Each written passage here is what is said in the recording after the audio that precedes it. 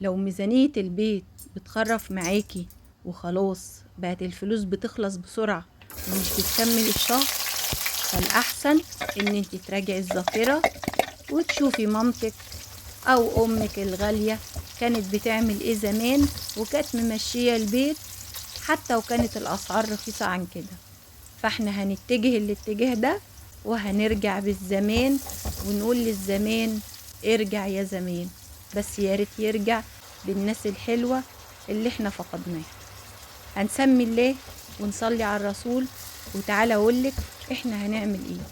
هنعمل اكلات بسيطة وخفيفة، ولازم تتعلمي وتعلمي ولادك ان زي ما في يوم حلو وفي اكل من بره، وفي يوم في البيت حلو وفي اكل لحوم واسماك، برضو في يوم حلو هيتعمل فيه الاكلات البسيطة دي.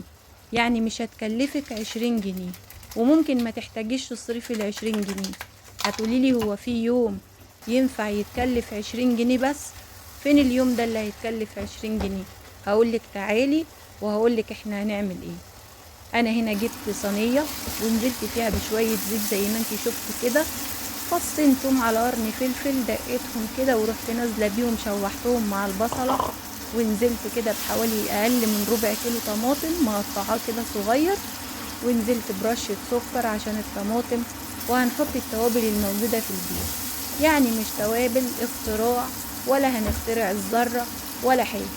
هننزل بالتوابل بتاعتنا ملح وفلفل وكزبرة وكمون ورشة من البابريكا، وهنسيبها لحد ما الطماطم تنطر الزيت بتاعها.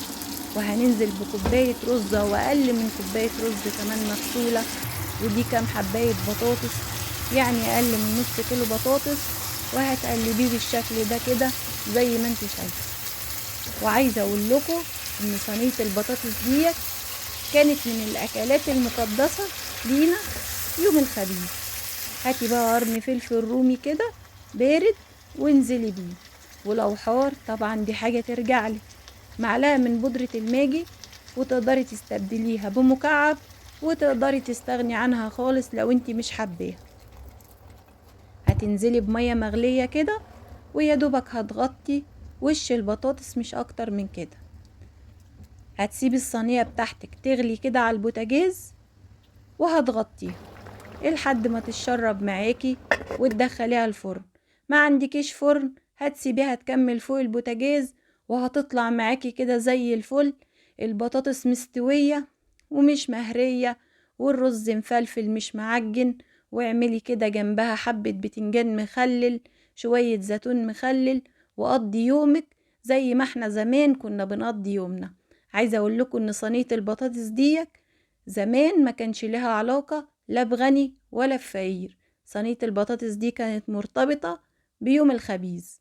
يعني أمي كده تقعد تخبز وتعمل صينية البطاطس وهي قاعدة وتدخلها في الفرن وناكلها بعيش سخن لسه مخبوز.